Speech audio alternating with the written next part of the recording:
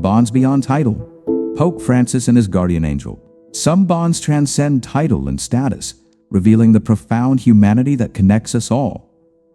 In the final moments of Pope Francis's life, it wasn't the presence of world leaders or the solemnity of religious ceremonies that mattered most. Instead, it was a simple, heartfelt goodbye, offered by the man who had become his quiet guardian angel.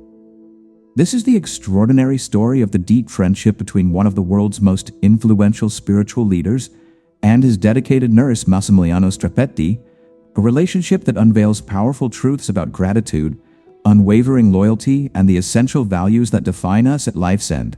Rome, April 21st, 2025. 5:30 a.m.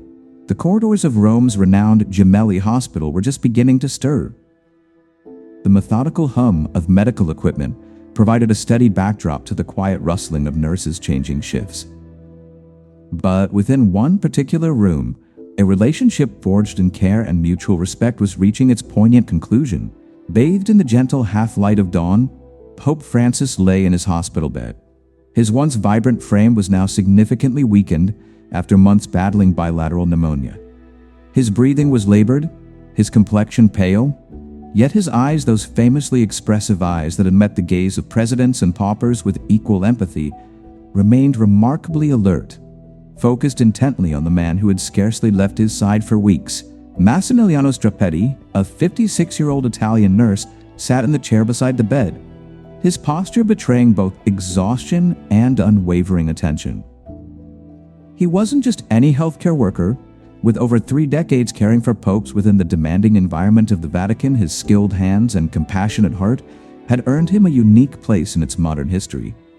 But it was his personal relationship with Pope Francis that would become his most significant legacy. Their journey together had begun in earnest 4 years earlier during the critical days of July 2021. The Pope had undergone emergency surgery for severe diverticulitis, requiring the removal of part of his colon. At 84, many feared for his recovery. Throughout those tense days, it was Strappetti who meticulously coordinated the Pope's care, demonstrating attention to every detail. One afternoon during that recovery period, as Strappetti carefully adjusted the Pope's IV line, Francis suddenly caught his wrist, his grip surprisingly strong. "You saved my life," he whispered, looking directly into the nurse's eyes. Strappetti, inherently humble, attempted to deflect the praise. "Holy Father, it was the medical team." No, Francis gently insisted, his voice soft but firm. "You listened when others might have waited. God worked through your hands."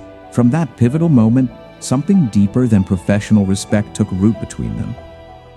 A genuine friendship built on trust, shared vulnerability, and profound mutual admiration. Francis would later confide to his closest advisors that Strappetti possessed the true heart of a healer, someone capable of treating not just the body, but of seeing and tending to the soul. The Pope's decision in 2022 to elevate Strappetti to the formal position of personal healthcare coordinator spoke volumes about his values. This represented a significant departure from tradition. Previous popes typically selected physicians for this role, historically known as the archiatra. Francis, however, chose a nurse, powerfully reflecting his lifelong commitment to championing those whose vital work often goes unrecognized.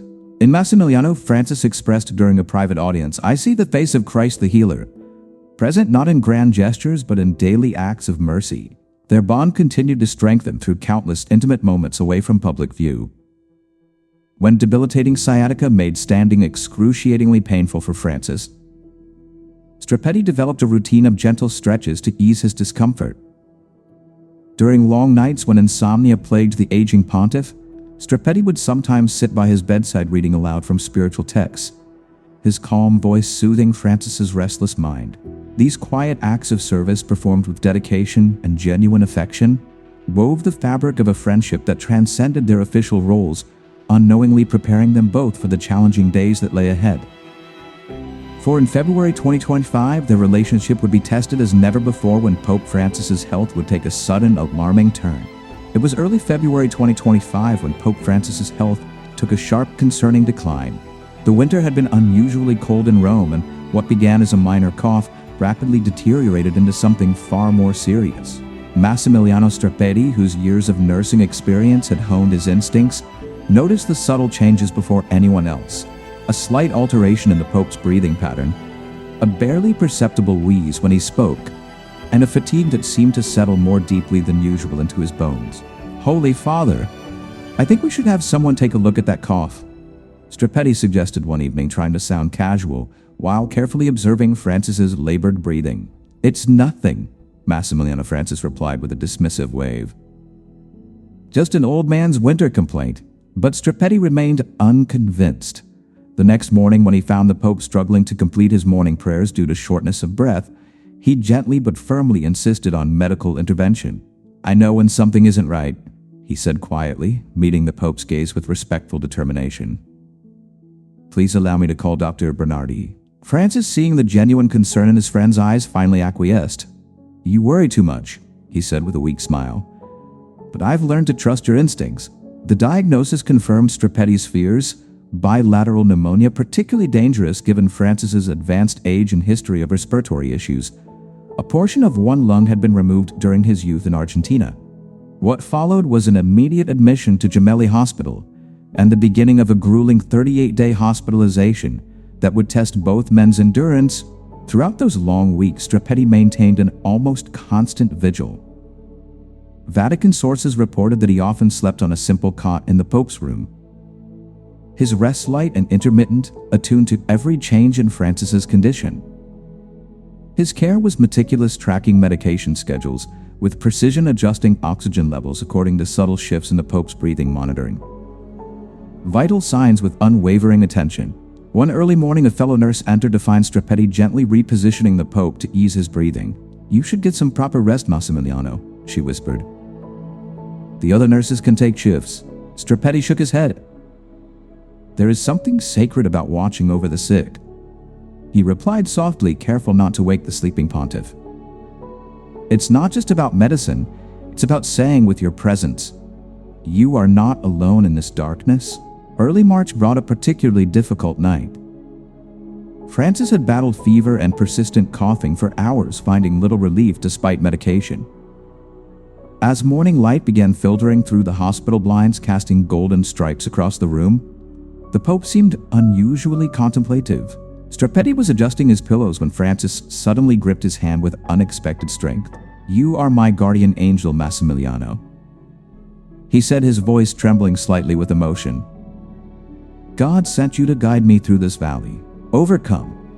Strapetti could only manage a silent nod, the Pope's words settling deeply in his heart.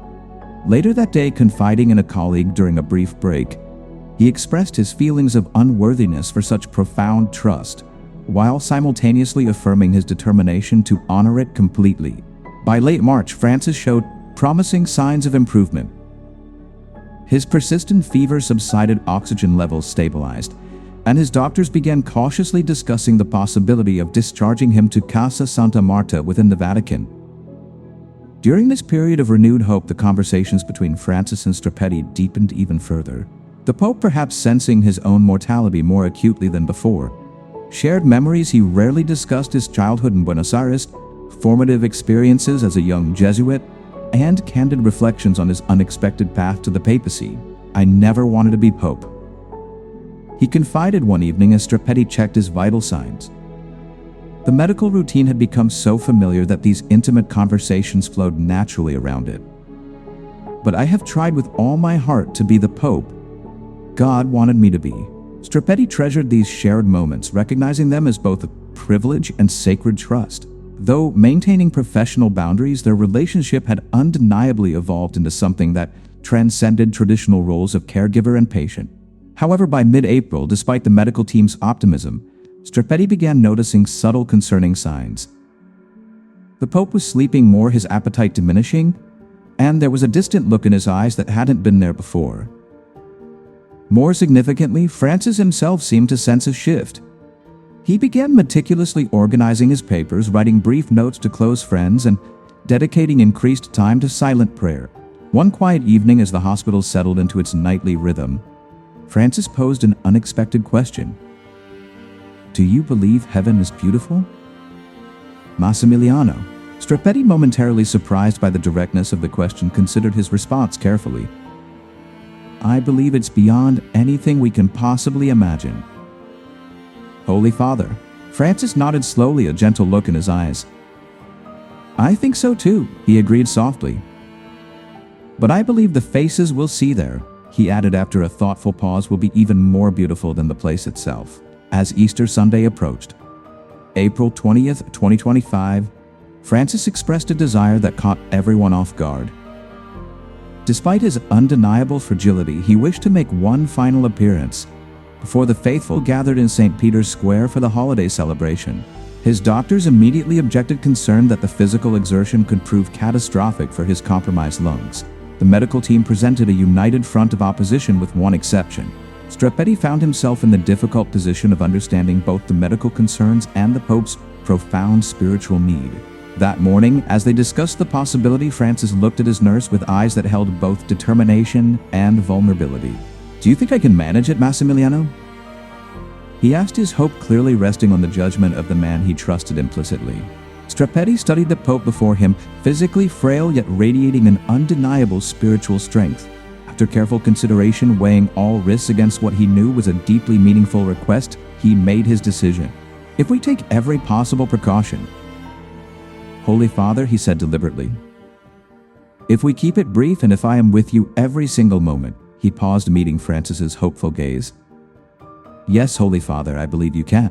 With that decision made, Strapetti immediately began planning what would become Pope Francis's final public appearance, a moment that would require his most careful attention and would forever mark their journey together. With the difficult decision made, Massimiliano Strapetti undertook the immense task of orchestrating Pope Francis's final public appearance for Easter Sunday. His medical expertise and deep understanding of the Pope's needs were paramount. He arranged for every conceivable contingency: portable oxygen, readily available emergency medications within immediate reach, and a dedicated team of medical professionals strategically positioned along the planned route through St. Peter's Square. Strapetti even personally oversaw modifications to the Pope Mobile, ensuring it could discreetly accommodate Francis's medical requirements without drawing undue public attention. His planning was exhaustive, driven by a commitment to both the Pope's safety and his spiritual desire. What unfolded that Easter morning became a moment etched indelibly in the memory of all who witnessed it. As the modified Pope Mobile moved slowly, circling the vast expanse of St. Peter's Square, an initial murmur of surprise rippled through the assembled crowd. Seeing the Pope was unexpected given his known frailty. This surprise quickly melted into a profound, hushed reverence.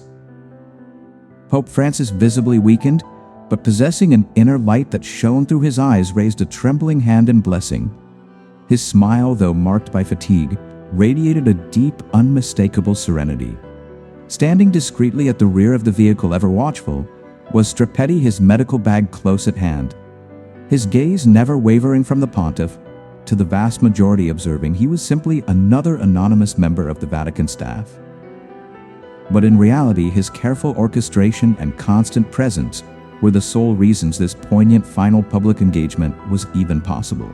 Returning to the relative quiet of the Gemelli Hospital, Francis was clearly exhausted, the effort having taken a significant toll. Yet beneath the fatigue there was a palpable sense of fulfillment. As Strapetti gently helped him back into bed and reconnected the necessary monitoring equipment, the Pope looked up, his eyes glistening with emotion met Strapetti's. "Thank you," he said, his voice barely more than a whisper, yet carrying immense weight. "Thank you for bringing me to the square.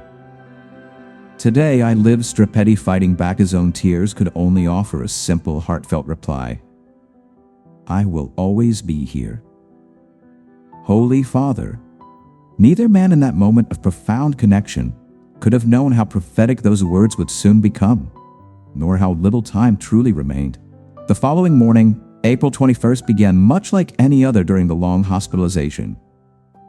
Strapetti arrived for his shift shortly before 5 a.m., reviewed Francis's chart, and settled quietly into his now familiar position in the chair beside the Pope's bed. Francis appeared to be sleeping peacefully, his breathing noticeably more regular and less labored than it had been in recent days. A small sign that perhaps offered a sliver of hope. Around 5:30 a.m., however, Francis stirred and slowly opened his eyes.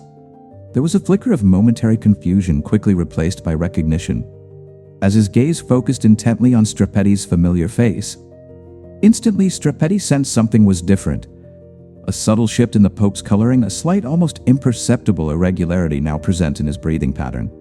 Signals that years of dedicated nursing experience told him spelled trouble. As Strapetti instinctively reached for the call button to summon the attending physician, the situation rapidly escalated. Francis experienced what Vatican officials would later describe euphemistically as a sudden illness. Medically, a stroke followed quickly by cardiac insufficiency. In that terrifying, lucid instant between the continuation of life and its imminent conclusion, the Pope's eyes widened slightly. There was no panic, only a clear, perhaps resigned realization of what was happening. Summoning a final reserve of strength, Francis performed one last profoundly moving gesture. He slowly raised his trembling hand, not in the formal papal wave known to millions from grand balconies and processions, but in a simple, intimate wave of farewell, the kind offered only to those held closest to the heart. His eyes now brimming with tears locked with Strapetti's, in a gaze heavy with unspoken understanding.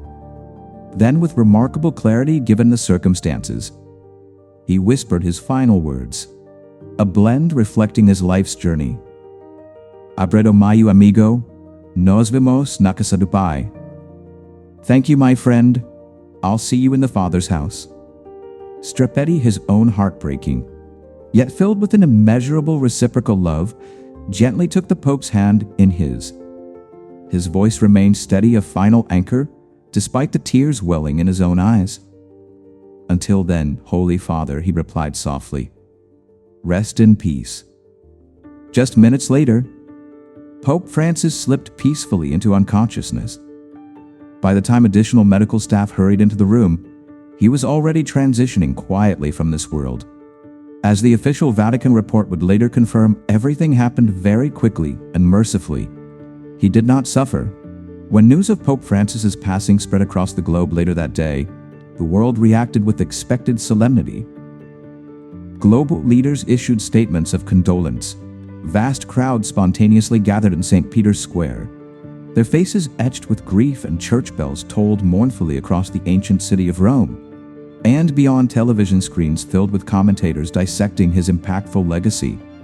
His unwavering emphasis on mercy, his tireless advocacy for the poor and marginalized, his complex efforts to reform the church, and his prophetic calls for environmental stewardship, the world mourned the public figure, the head of the Catholic Church. But far from the cameras and the crowds, in a quiet corner of Gemelli Hospital, Massimiliano Strapetti experienced the loss on an intensely personal level. He stood alone by the window of the now empty room, watching the morning light stream across the vacant bed where his friend had drawn his last breath just hours before. In his hand, he clutched a small, simple wooden cross, one Francis had always kept close. In those final precious moments, the Pope had pressed it into Strapetti's palm. A silent, profound gift and understanding passing between friends that required no explanation. What makes the story of Pope Francis and Massimiliano Strapetti resonate so deeply is not merely the poignancy of their final farewell, but the powerful truth their relationship represents. In a world often consumed by the pursuit of power, position, and prestige, these two men, one occupying the historic throne of St. Peter, the other dedicating his life to service at countless hospital bedsides, discovered in each other the purest, most fundamental expression of human connection. Their bond serves as a potent reminder that as life draws to a close, worldly titles and accolades inevitably fall away. What truly endures is the authenticity of our relationships, the depth of the gratitude we have managed to express, and the enduring strength of the love we have shared. Pope Francis, whose papacy was a living testament to the values of mercy and inherent human dignity, embodied these very principles, until his final breath, most vividly through his profound relationship with the nurse who became his trusted friend and confidant. That simple final wave, not a formal papal blessing delivered to the masses, but an intimate personal farewell between two friends, holds within it a profound lesson for every one of us. It speaks to a universal truth. Our most meaningful legacy isn't ultimately constructed through monumental achievements or the accumulation of wealth. but rather through the individual lives we have touched and the hearts we have held with care and compassion. In that sacred fleeting moment, shared between Francis and Strappetti, we catch a glimpse of what truly matters at the core of our existence. The power of unwavering presence, the vital importance of heartfelt gratitude, and the quiet courage required to face the final goodbye with grace. We witness how a life dedicated to service and love concludes not in fear but embraced by peace, not burdened by regret but uplifted by thankfulness for the shared journey. As the sun continued its ascent over Rome that poignant April morning, casting its warm, impartial light through the hospital window and across the now empty bed, Massimiliano Strappetti finally allowed the dam of his emotions to break, weeping openly for the friend he had lost. The small wooden cross he held, worn smooth by years of the Pope's devoted prayers, would remain his most treasured possession, not as a holy relic of a global religious leader, but as a deeply personal memento of a cherished friend. In the days that followed, as the world engaged in the elaborate rituals of mourning a pope and preparing for his grand funeral ceremonies, Strappetti quietly returned to his nursing duties at the hospital. Many, understandably curious, approached him, hungry for insider stories or dramatic revelations about his experiences with Francis, especially those final moments. But Strappetti spoke very little about their farewell, consciously choosing to honor the sacred intimacy of that last exchange. When he did share anything, it was consistently focused on the essential lesson imparted. He taught me, Strappetti would simply say, that gratitude is our most powerful prayer. His last words were, "Thank you."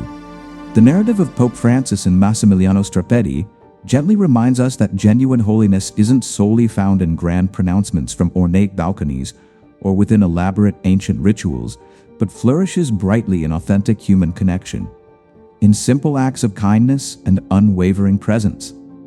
It teaches us that even those individuals who hold the world's most revered and powerful positions remain at their core simply human, possessing the same fundamental needs for compassion, genuine friendship, and inherent dignity, especially as they approach their final moments. Perhaps the most beautiful and enduring legacy of their unique relationship is this. It serves as a quiet illustration of how to live a life steeped in gratitude and how to approach death imbued with grace. This echoes the centuries-old Christian tradition of ars moriendi, the art of dying while focusing on faith, peace, and acceptance. Their story reminds us that, regardless of our status or station in life, we are all ultimately fellow travelers on the same human journey, undeniably strengthened and enriched by the companions who walk faithfully beside us. In that final tender goodbye, that gentle wave that whispered, "Thank you, Hainan Namo," Pope Francis left the world not just with the conclusion of his own remarkable life story, but with his final and perhaps most essential teaching, that gratitude possesses a power that transcends even death itself, becoming a luminous bridge between this world and whatever mysteries lie beyond. If this story of profound connection and quiet dignity has touched your heart, please consider sharing it. By keeping stories like this alive, we nurture the spirit of gratitude and presence that Pope Francis so powerfully embodied. Remember, in our own lives, sometimes the most significant words we can offer are a simple, "Thank you, my friend." And often the greatest gift is our unwavering presence right until the very end. May we all learn to navigate our journeys, and when the time comes to say our own goodbyes, with the same quiet grace, profound gratitude, and enduring peace demonstrated in those final sacred moments between Pope Francis and his guardian angel, Massimiliano Strappetti.